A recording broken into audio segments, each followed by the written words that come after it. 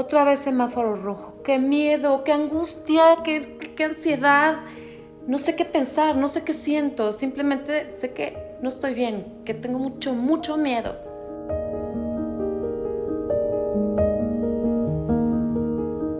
Hola amigos, como siempre con el gusto de saludarlos, amigos, amigas, ahora platicando de un tema que me parece muy bueno, muy interesante, el conocer la diferencia entre lo que es miedo, ansiedad y angustia.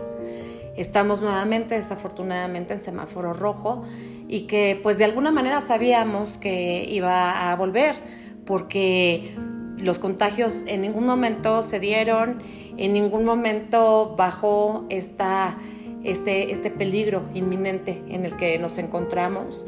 De alguna manera nos fuimos relajando y bueno, pues esto se propagó y no sé, tal vez con la bandera de pues nos estamos cuidando, nos estamos cuidando y mi amiga se está cuidando, acudimos a restaurantes, a centros comerciales, hicimos de alguna manera nuestra vida un poco más normal. Entonces esto que llevó desafortunadamente a un nuevo confinamiento, el que nos está generando muchas emociones. Entonces este video está dedicado a la explicación de lo que es el miedo, lo que es la ansiedad y lo que es la angustia.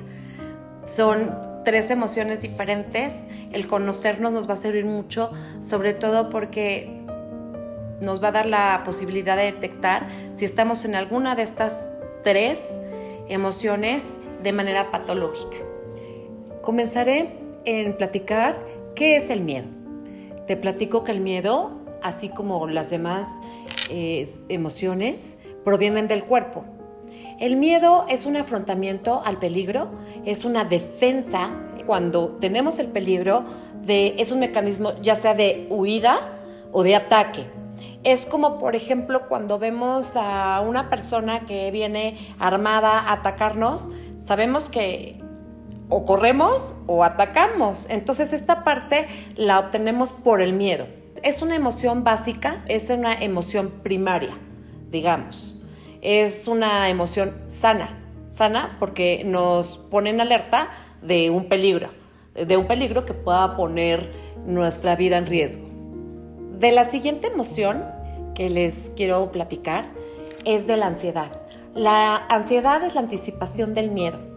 Es ese motor sin dirección, digo yo, que siempre tenemos. Es esa maquinita de pensamientos que vienen cuando sabemos que existe un peligro, pero no lo tenemos identificado como tal. Es decir, de repente, no sé, mi hijo salió y tiene 5 horas que lo estoy tratando de localizar en el celular, se le acabó la pila, no me contestó, pero ese tiempo del que yo le estoy marcando a que no me contestara me generó ansiedad.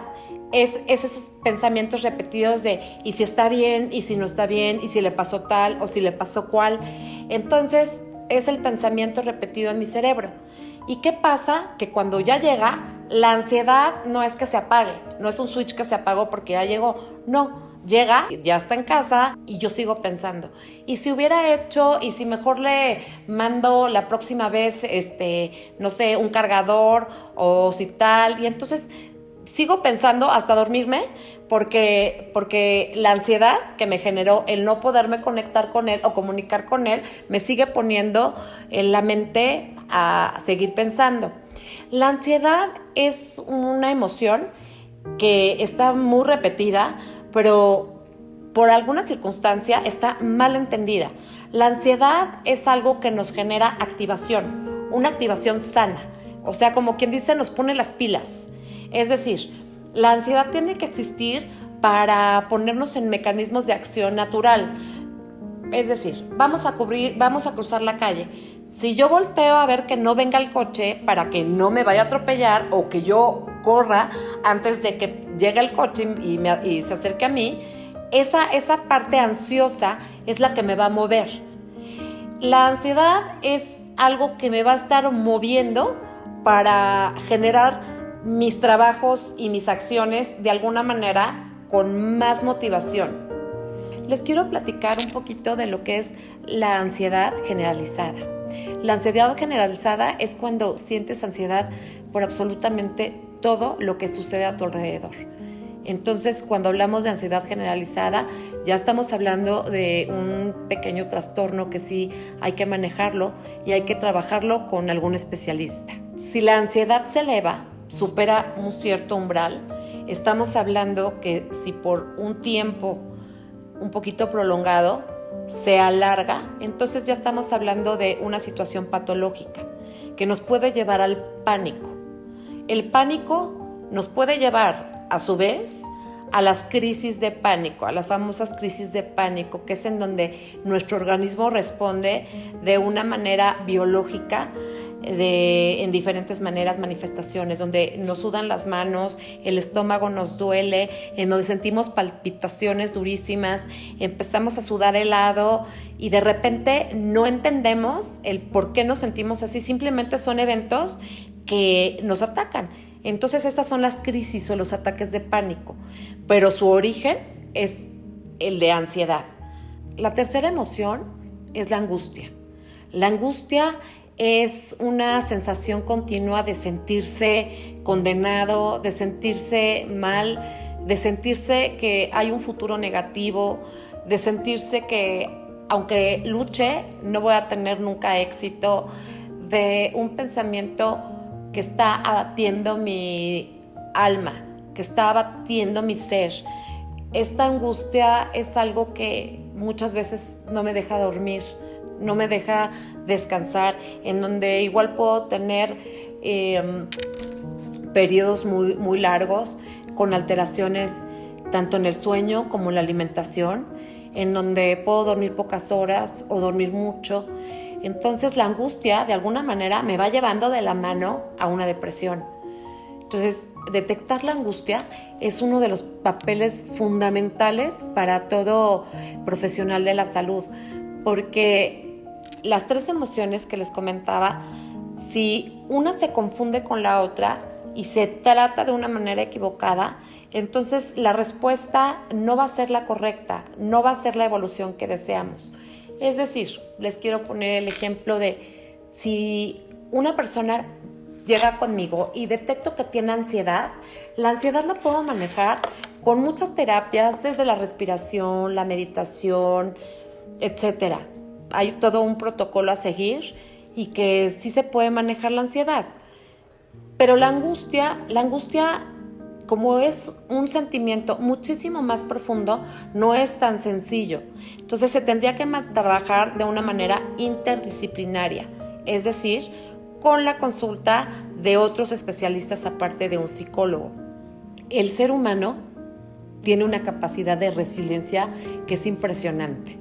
Es esa capacidad de convertir algo que es negativo, transformarlo en positivo.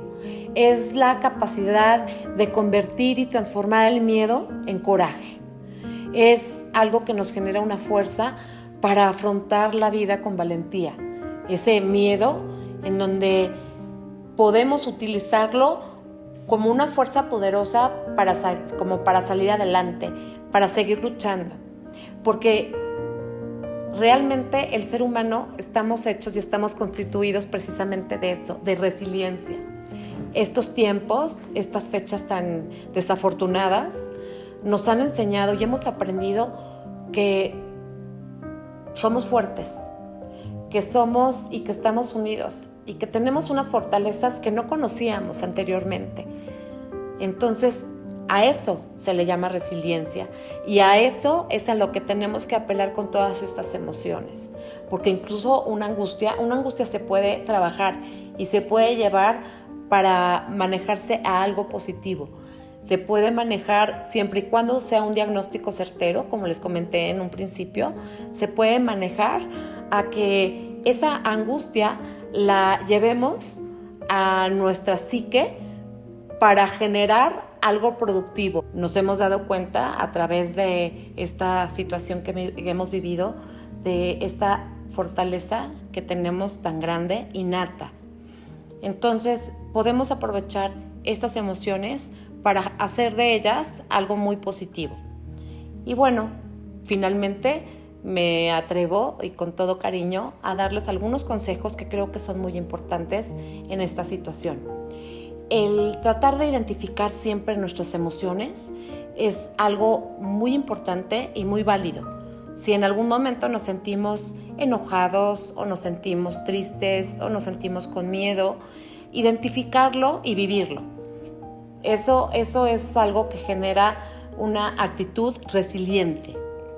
En segundo lugar, creo que también el no rodearse de gente negativa, de información negativa, de esta información de toda la gente que está muriendo, de cómo la pandemia está afectando, cómo nos llegan los círculos, cómo se están cerrando los círculos.